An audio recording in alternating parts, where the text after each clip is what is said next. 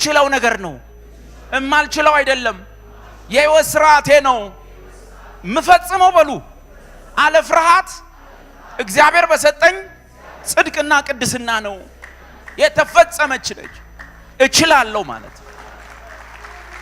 ኢየሱስ የመዳን ቀን እንደሆነ የመጣበት ዋና ምክንያት በምናችን ሁሉ አቤት እሁድ ይላል አይደል? የኮንፈረንስ ሰሞን ይላል አይደል? መቼ ነው? በዘመናችን ሁሉ ዓለምን አለ ፍርሃት። ፍርሃት በጣም ጥሩ ነገር እንዳይመስላል። የአይሁድና የኛ የአበሾች ፍርሃት ተመሳሳይ ጤናማ አይደለም። ከእግዚአብሔር ፍቅር የመነጨ ፍርሃት አይደለም። ብዙ ሰው የኢትዮጵያ ሕዝብ ፈሪሃ እግዚአብሔር አለው ምናምን ተባለ አይደል? አየነው በባለፉት ዓመታት ፈሪሃ እግዚአብሔር አለው ሰው ዘግዝቆ ሲሰቅል አየነው። ፈሪሃ እግዚአብሔር አለው ማን ነበር? አንዱ ለአንዱ አንዱን እያሯሯጠ ሲገርፎኝ ነበር። ፈሪሃ እግዚአብሔር አለው። ፈሪሃ እግዚአብሔርና ፈሪሃ ሲኦል የተለያዩ ናቸው። ብዙ ሰው ፈሪሃ እግዚአብሔር ያለው እግዚአብሔርን ራሱ በባህሪው አውቆት ፈርቶ ሳይሆን ሲኦል ይከተኛል። የፍቅራችን ራሱ ለእግዚአብሔር ቼክ መደረግ አለበት፣ ወይም ፍርሃታችን ለእግዚአብሔር ቼክ መደረግ አለበት። እዚህ ቤት ውስጥ ያላችሁ ሰዎች ከቅዱስ ባህሪው ከእግዚአብሔር እነዛ ውብ የሆኑ 7 ባህሪያቶች አሉት። ሌሎችም አሉ ለኛ ያካፈላቸው። ከነዛ ባህሪያቶቹ ተደማሞት፣ አግራሞት፣ መደነቁስ ገብተን ነው የፈራ ነው ወይስ እግዚአብሔርን ሁሉም ሃይማኖት ውስጥ እንዳለ አምላክ እየወሰደ እሳት ውስጥ ተቃጠልኩ ስንል በረዶ ውስጥ ከዛው በረደኝ ስንል እሳት ውስጥ የሚባለው ነገር ነው እግዚአብሔር እንድንፈራ ያደረገው? ጤናማ ፍቅር አይደለም። ጤናማ ፍርሃት አይደለም። ጤናማው ፍርሃት እግዚአብሔር ትምህርቱ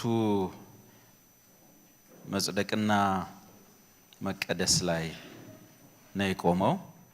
ተለይ ምን ለማመደው መቀደስና መጨረሻ ላይ ሙሉ የሆነው ቅድስና እዛ ጋር ነው የቆመው። መክበር ወይም ግሎሪፊኬሽን ወይም የትንሣኤ አካል መልበስን አሁን መጀመር አንችልም። ሰዓቱ አይበቃንም። ራሱ 2 ቀን ቢያንስ በትንሹ ይፈልጋል።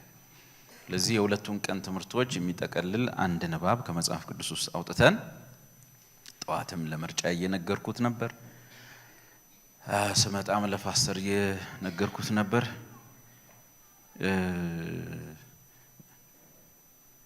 እንድንጸልይ ይፈልጋለሁ።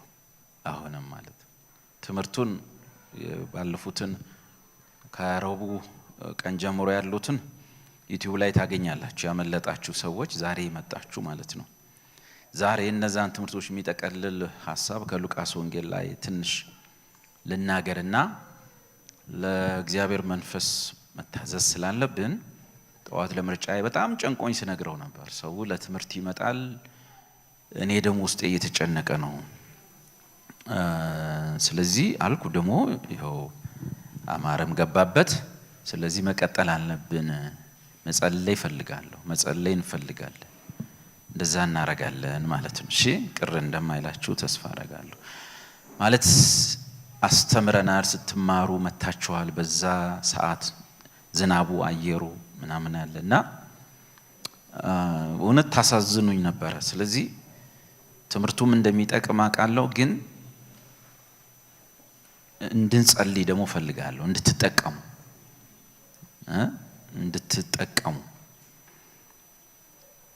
በዛ አየር ሁኔታ ውስጥ መታችኋልና ሁላችሁም ጻድቅ ናችሁ። የጻድቅ ሰው ጸሎት በስራው እጅግ ታላቅ ነገር እንደምታደርግ እናውቃለን። እኔ ምናፍቅ ኢየሱስ፣ እኔ ምፈልግ ኢየሱስ፣ እኔ ምትናፍቀኝ፣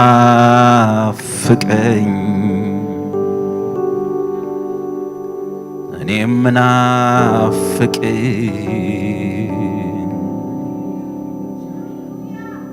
ፍሬን እንዳጣ ቅጠሉ ረግፎ እንደከረመ ባሩር ጠውልጎ እኔ ምትናፍቀኝ እንደደረቀ ዛፍ ተስፋን እንዳጣ እንደሚናፍቅ የውሃ ሽታ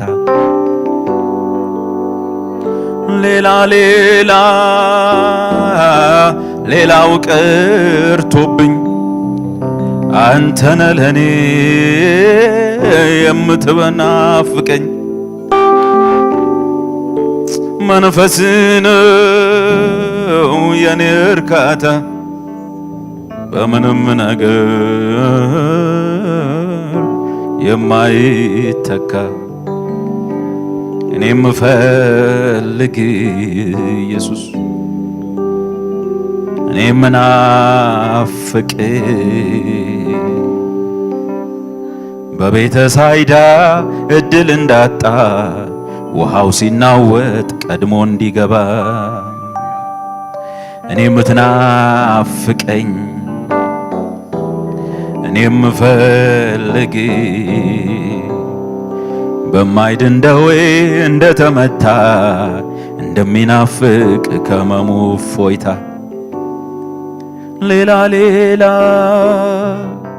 ሌላው ቀርቶብኝ አንተነ ለኔ የምትበልጥብኝ መንፈስ ነው የኔ እርካታ በምንም ነገር የማይተካ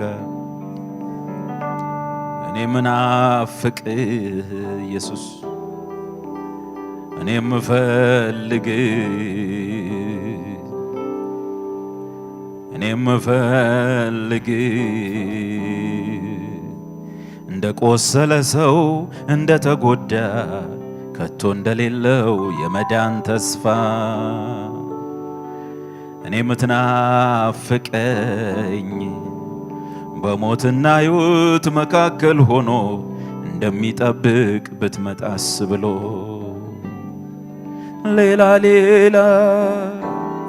ሌላው ቀርቶብኝ አንተ ነህ ለኔ የምትበልጥብኝ መንፈስ ነው የኔ እርካታ በምንም ነገር የማትተካ እኔ ምናፍቅ ኢየሱስ እኔ ምፈልግ በጭቃ ዓይኖቹን እንደቀባኸው ወደ ሰሊሆም እንደሄደው ሰው እኔ ምናፍቅ እኔ ምፈልግ ከእናቱ ማጽን ዓይኑ እንዳላየ አንተን ለማየት እንደቸኮለ ሌላው ቀርቶብኝ አንተነ ለኔ የምትበልጥብኝ መንፈስ ነው የኔ እርካታ በምንም ነገር የማይተካ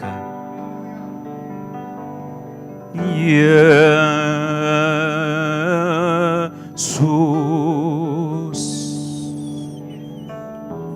እንዴት ድንቅ ነህ እንዴት ልዩ ነህ እንዲሁም ትሁት ነህ የንጋት ኮከብ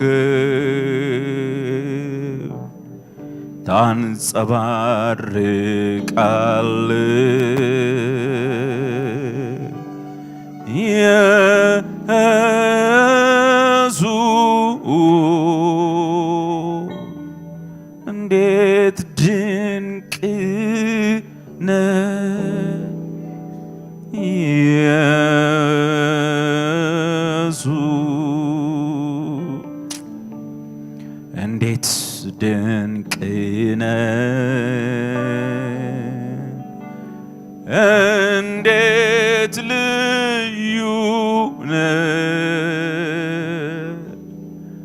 እንዲሁም ትሁት አንተነ የንጋት ኮከብ ታንጸባርቃል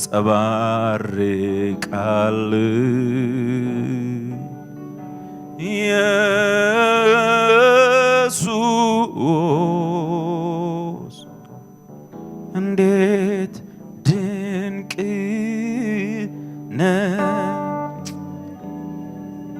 ኢየሱስ እርሱ ክርስቶስ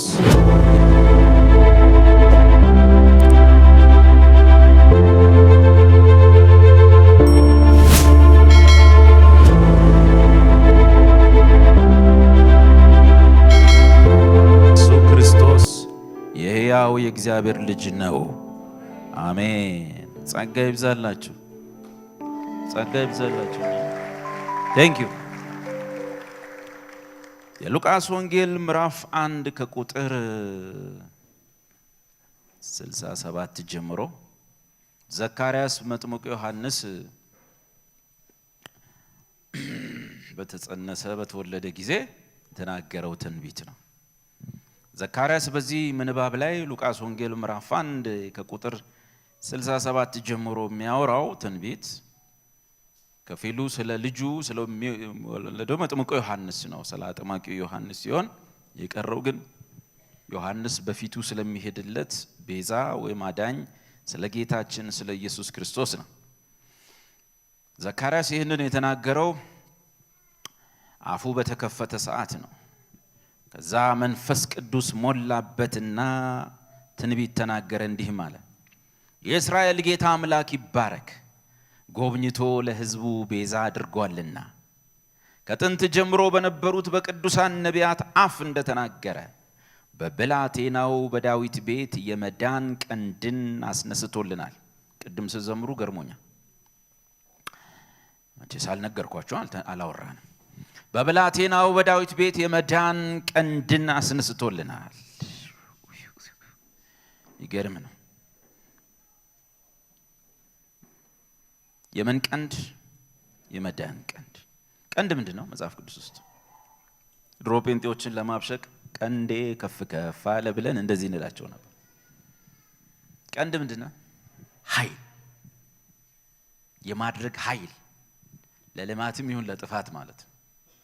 አንድ ቀንድ እንዳላቸው ይላል መጽሐፍ ቅዱስ። ሁለት ቀንድ ሲኖር ኃይል ይከፈላል በዚህም በዚህ። አንድ ቀንድ እንዳለው ማለት ግን ለምሳሌ አብራሪስ ስታዩት ፊት ለፊቱ ላይ አንድ ቀንድ ነው ያለው።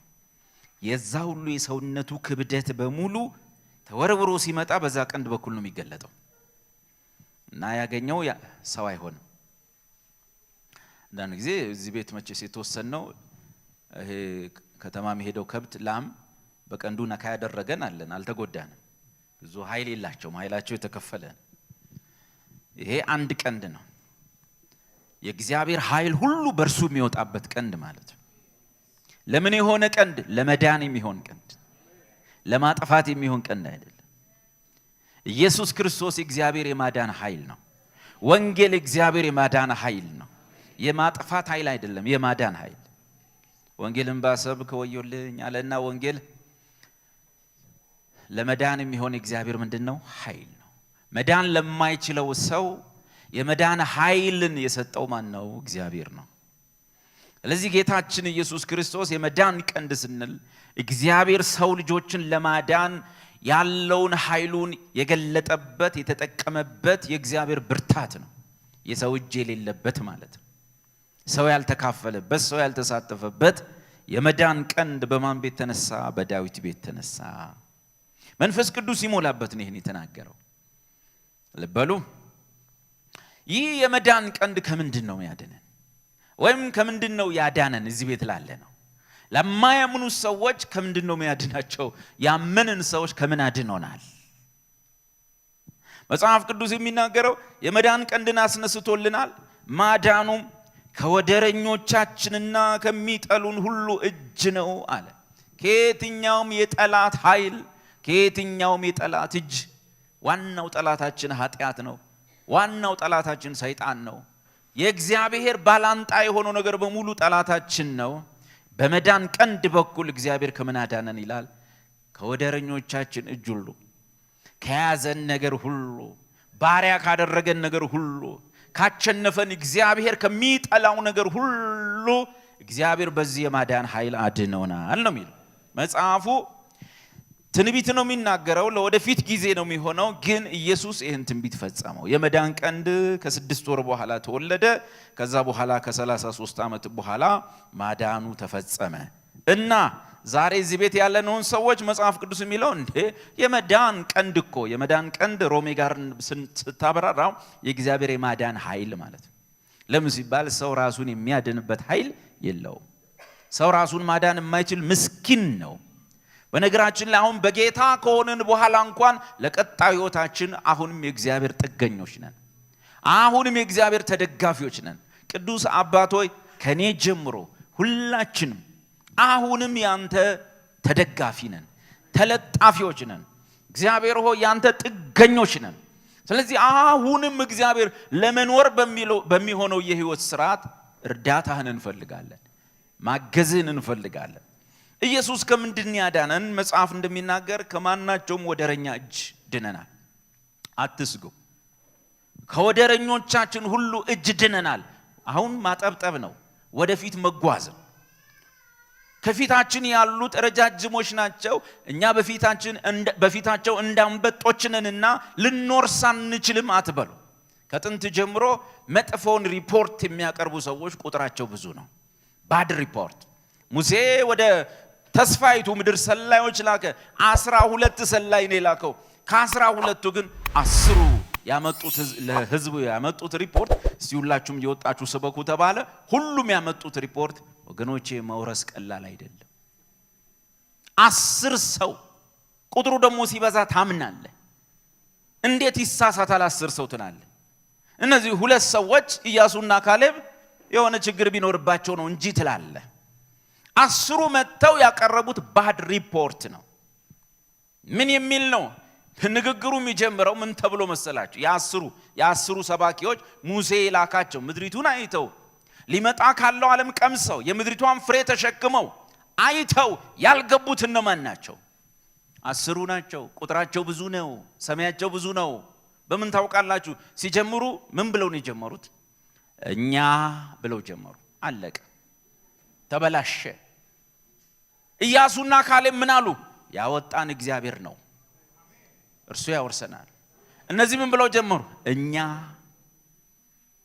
ቀጥሎሳ የሚወረስ ጉዳይ አይደለም። እንዴት? በምድሪቷ ላይ የኤናቅ ልጆች አሉ። ምን? ጠላት፣ የጠላት አሰራር፣ ጂኒ፣ መጋኛ፣ ዘንዶ ምናምኑ የአብዛኛው ሰው የሚፈራው ነገር ቅድም ያልኳችሁ ወደረኞቻችን ብርቶቹ ተስለው ገዝፈው ትልቅ የሆኑቱ ኢየሱስን እኩያ መስለው የቆሙቱ የኛ ድካም፣ ያንተ ድካም፣ በሕይወት ውስጥ ያለ ስትራግል፣ መውደቅ፣ መነሳት፣ እነዚህ ነገሮች ሁሉ እውነት ነው። የ10 ሰዎች ስብከት ያሳምናል። መጡና ምን አሉ? ልንወርስ አንችልም። መውረስ ዝም ብሎ ሮጦ መግባት አይደለም ወገኖቼ፣ ከባድ ነው፣ ቀላል አይደለም ብለው ሰበኩ። ምን አንስተው? የጠላትን ኃይልና የነሱን ድካም። ምን አሉ? እኛ በጠላቶቻችን ፊት ስንታይ እንዳንበጣነን፣ አንበጣ ነው የምናከለው። እስቲ ወገኖቼ አንበጣ ነኝ በሉ አሉ 10። እስቲ እኔ ምናምን ተነኝ በሉ። እስቲ እኔ መወርስ አይመስለኝም በሉ። እስቲ እግዚኦ በሉ አሏቸው 10። ማንን ነው ያሳዩአቸው? ቆይ ነው የምለው፣ ይሄ ህዝብ ድሮ ከግብጽ ሲወጣ በብርታቱ ነው የወጣው? በኃይሉ ነው የወጣው? ጉልበት ነበረው? እረ የምስራቹ ሲመጣ እንኳን የመስማት ችሎታ ነበረው? እግዚአብሔር ሙሴን መስፍን አድርጎ በሚልክላቸው ሰዓት የኃጢአት ጭቃ እየረገጡ በሰይጣን አገዛዝ ስር፣ በእባቡ ስር፣ በፈርዖን ስር ሆነው መጽሐፉ እንደሚናገር ከመከራው የተነሳ ደንዝዘው ነበር። ወገኖቼ ወንጌልን ለመስማት እንኳን ጆሮአችንን የከፈተው መለኮት ብቻ። መጽሐፍ እንደሚል ጸጋው በእምነት አድኗቸዋል፣ ማንም እንዳይመካ ከሥራ አይደለም፣ ይህም ከእግዚአብሔር ነው። ልዲያ ለራሷ አታጨበጭብም። ጌታ ጆሮዋን ባይከፍትላት አትሰማም። እንደ ሌላው ቁጭ ብላ ብላ ገበያው ሲበተን ትበተናለች። ነገር ግን ጌታ ልቧን ከፈተላት ቃሉን ትሰማ ዘንድ በጌታ ማመነች። ለልዲያ ነው እንዴ የተደረገው? ወይ ጌታ ለልዲያ እንዲያርጎላት ላንተ ማን ያረጋው? ለኔና ላንተ ማን ያረጋው? ጭንቅላታችን ብስለታችን አሰላስለን ነው ወይ? ጴጥሮስ አንተ ክርስቶስ የእግዚአብሔር ልጅ አለ። ጴጥሮስ ስጋና ደምን አልገለጠለም። ኦኬ ወይኔ ጴጥሮስ ስጋና ደም አልገለጠለትም፣ አብ ገለጠለት። ኢየሱስ የእግዚአብሔር ልጅ እንደሆነ ተገለጠ። አሜዚንግ። እናንተ ማን የገለጠላችሁ? ስጋና ደም እንዳትሉ። ስጋና ደም ኢየሱስ የእግዚአብሔር ልጅ መሆኑን ሊገልጥልህ አይችልም። ለጴጥሮስ የተደረገው ላንተ ተደርጓል። ለዛች ሴት የተደረገው ነው ለኛ የተደረገው። አዲስ ነገር አይደለም። አዲስ ነገር አይደለም። 10 ተናጋሪዎች ግን ማንን ነው የሚያሳዩ መሰለ? እንደዛ ጭቃ እየረገጡ እያለ ሙሴ መጥቶ የእስራኤል አምላክ ነፃ ትወጣላችሁ ብሏቸዋል ሲል ማን ነው የእስራኤል አምላክ ይላል? ኃጢአት አደንዝዟቸው፣ ፈርዖን አደንዝዟቸው፣ ጭቃ ረገጣው አደንዝዟቸው የምስራቹን ለመስማት እንኳን አይችሉም ነበር። ለዚህ ነው እግዚአብሔር በጸናች እጅ በተዘረጋች ክንድ ያወጣቸው። ይሰማል ወይ? እግዚአብሔር ጸጋን ባይጠቀም አትወጣም። እግዚአብሔር የእርሱን የማዳን ኃይል ባይጠቀም አትወጣም። ኢየሱስ ስለሞተ ብቻ አይደለም አትወጣም። እግዚአብሔር የመዳንን ቀንድ ባይልክ ወንጌል ለማዳን የእግዚአብሔር ኃይል ስለሆነ መንጭቆ አወጣን እንጂ አንወጣም። እንደዛ ባሉበት ሰዓት እግዚአብሔር በተዘረጋሽ ክንድ በጸናች እጅ መንጭቆ አወጣቸው። ሲወጡ ሁሉ አንዳንዱ እኮ ለመሰለ ፈልጎም እንኳን ይወጣ የለም። እየሄዱ እኮ ምንድነው የሚሉት? ግብጽ ሀገር ያለው ድንች በጢ ሽንኩርት የለም እንዴ? ከዛ ምን ይላሉ ደግሞ? እራ አለቃ ሾመን እንመለስ። መመለስ የለም። እዚሁ ትንከባለላለ። መመለስ የለም። አለቃ ሾመ። ያኔ እግዚአብሔር እጅ ነች ቀይ ባህርን የከፈለችው። አሁን በዋና ልታቋርጥ ነው? በምን ልትሻገረው? ምትሾመው አለቃ ይመልሰሃል። እና እግዚአብሔር እንደዛ አርጎ ካወጣቸውና ወደ ምድሪቱ ካስጠጋቸው በኋላ ሰባኪዎቹ መጡ። ምን አሏቸው? ምድሪቱ በጣም ታምራለች፣ ውብ ነች፣ የሚገርም ነው። ነገር ግን መውረስ አንችልም። ለምን? እኛ ብለው ስብከቱን ጀመሩት።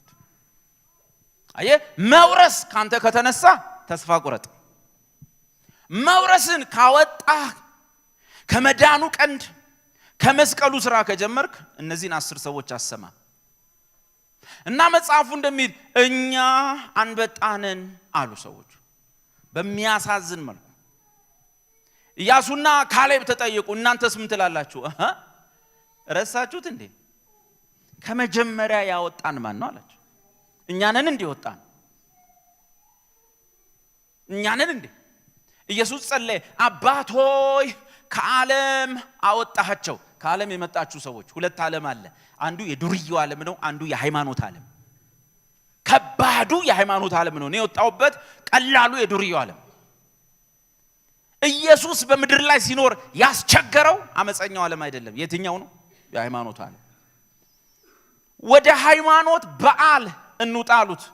ወደ ታላቁ የሃይማኖት በዓል። በዛ የሃይማኖት በዓል ላይ ዱርዬ አይደለም ያሉ የሃይማኖት አባቶች። ኢየሱስ ምን አለ? እኔ ወደ ዓለም አልወጣም። እኔ ወደ ዓለም አልወጣም። ምን ነው ሲሉት ዓለም እኔን ይጠላኛል አለ። ማን ነው የተከተለው? ቀራጮች፣ ጋለሞቶች፣ ሰካሮች። ይሄኛው ዓለም ኢየሱስን ለመከተል ሲቀለው የሃይማኖቱ ዓለም አደንዛዥ ዕፅ ነው። ባጠቃላይ አሳች ነው። ያ የለየለት ነው። እንደው ዝም ብለህ በትንሽ ምሳሌ ውሰድ። አንድ ዱርዬ ልጅ የሆነችን እህት ሲጠይቅ ማለት ነው፣ የሆነችን ሴት ሲጠጋ አንቺ ነይ ምናምን ነው የሚለው በግልጽ በቃ ነይ እንሂድ ነው የሚላት። የኛ ሲመጣ ግን አታውቁ በጣም ከባድ ነው። ሰላም ነሽ እንዴ? ተበረጃለሽ? ሰሞኑን ስጸልይ በጣም ንቀው ትምጫ ውስጤ ምናምን ይላል። በጣም ከባድ ነው። እዚህ ጋር የሚመጡ ሰላም ሌሎች ሲመጡ ትንንሽ ልጆች ሴቶች ይመጣሉ። ሁሉንም ግንባራቸው ላይ አድርጌ ካጭበርባሪ ጴንጤ ይጠብቅሽ ካጭበርባሪ ጴንጤ እናቶቻቸው አሜን አሜን ይላሉ። አደጋል በጣም አሳች ነው ሪሊጅን። እና ሰዎቹ አስሩ እኛ መውረስ አንችልም፣ ደቃቃነን፣ ሚጤጤነን፣ ትንንሽነን፣ አንበጣነን ምናምን አሉ። የአብርሃም የተስፋ ቃል ያላቸው እንደሆነ አይደለም የሚናገሩት። ያወጣቸው እግዚአብሔር እንደሆነ አይደለም የሚናገሩት። የሚያወሩት ስለ ራሳቸውና ስለ ጠላቶቻቸው ብርታት፣ ስለ ራሳቸው ድካም ነው የሚያወሩት። ስለ እግዚአብሔር እጅ አይደለም የሚያወሩት። በየመንገዱ ጉዞ ላይ ስለገጠማቸው ውድቀትና ድካም መተላለፍ ነበር የሚያውጁት እንጂ ስለ ተዘረጋችሁ እጅ ስለ ጸናችሁ ክንድ አያወሩም። ሁለት ሰው ብቻ ነው የተገኘው። ኢያሱና ካሌብ ግን ምን አሉ? ከመጀመሪያው እኛ ነን እንዴ ከዛ ይወጣን? ልክ በራሱ ብርታት ይወጣ ሰው ይመስል ረሳኸው እንደ በቀደም የት ነበርክ? ከሃይማኖት ዓለም የወጣው እዛ ስትጃጃል፣ እዛ ደግሞ ዱርዬው ዓለም ላይ እዛ ራስን ስታጠፋ አልነበረም ወይ? ከዛ ያወጣህ እግዚአብሔር አይደለም ወይ? ተረሳ ወይ? ዛሬ እግዚአብሔር እንዲህ ጎትቶ አውጥቶን እዚህ አሳምሮ ሲያቆመን ደርሶ በራሳችን የጸደቅን ሲመስለን ጥሩ አይመጣም። ሁለቱ ምን አሉ? ያስወጣን እግዚአብሔር ነው፣ እርሱ ምን ያደርገናል? ያስገባል። ማን የሚገርም እኮ ነው። የሙሴን መስፍንነት ተማምነው የእግዚአብሔርን ክንድ ተማምነው ሙሴ እንደሚመራቸው እግዚአብሔር በእርሱ እንደሚመራ አምነው የሰበኩ እነዚህ ሰዎች እንዴት ነው ኢየሱስን ምን እንጠራጠረው? ያልገባው ሙሴ እየመራ ያስገባናል ብሎ የሚያስብ ሕዝብ ባለበት በዛኛው ጊዜ ላይ እንዴት ነው ኢየሱስን ምን እንጠራጠረው? ኢየሱስ እንዲህ አለ፣ አባት ሆይ ከዓለም አወጣሃቸው ለኔም ሰጣሃቸው። ማን ያስወጣን? አቤት ማን ያወጣን? ከሃይማኖቱም በለው ከዛኛው ዓለም ማን ያወጣን? እግዚአብሔር አወጣን። ለማን ሰጠን? አቤት ለኢየሱስ ሰጠን።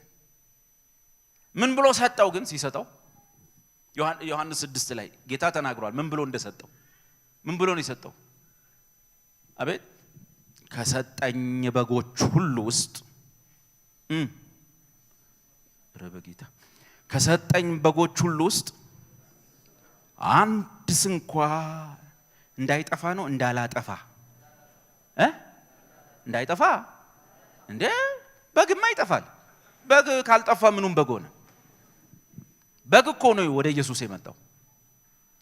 ከሰጠኝ በጎች ውስጥ አንድ ስንኳ እንዳላጠፋ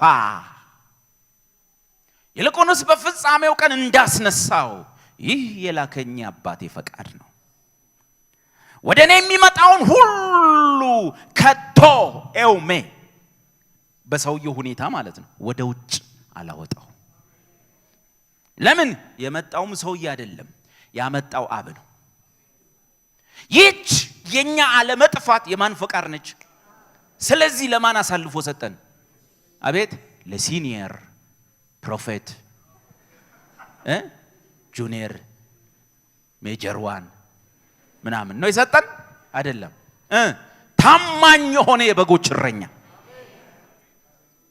እናንተ የጠላትን ኃይል በማወጅ የኢየሱስን ኃይል የምታደክሙ ይቅር ይበላችሁ።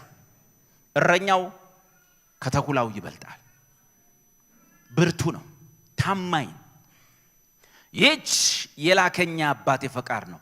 ስለዚህ ኢየሱስ የላከኝን የአባቴን ፈቃድ ላደርግ ነው የመጣሁት። የላከኝ አባቴ ፈቃድ ከሰጠኝ በጎች ውስጥ ስንት እንኳ አንድስ እንኳ እንዳላጠፋ። ድሮ ዳዊት በዛ ውስጥ የተናገረው እንዴት ነው ወዴት ነው ብለው እነ ሳኦል ሁሉ ወታደሩ ሁሉ ተደነቀ። እኔ አባቴን በጎች እጠብቅ ነበር፣ ከበጎቼ አንድ እንኳን አውሬ በልቶት አያውቅም። ድንገት እንኳን አንድ አውሬ ቢነክሰው ዋው ከመንጎች መሃል አንዱን ነክሶ ይዞት ቢሮጥ ተከታትዬ ሄጄ ካፉ መትቼ አስጥለው ነበር። የዳዊት በጎች ተበልተው ያውቁ። የዳዊት በጎች ዳዊት አለ ብለው ይሰማራሉ። መጽሐፍ እንደሚናገር እግዚአብሔር እሱ ራሱ እረኛቸው ይሆናልና በጎቹ በበረሃ ውስጥ ይመስጋሉ። በረሃ ምን አይነት ቦታ ነው ታውቃለህ? አውሬ፣ አንበሳ፣ ነጣቂ፣ ቦጫቂ፣ የሚገነጥል ምናምን የበዛበት ነው።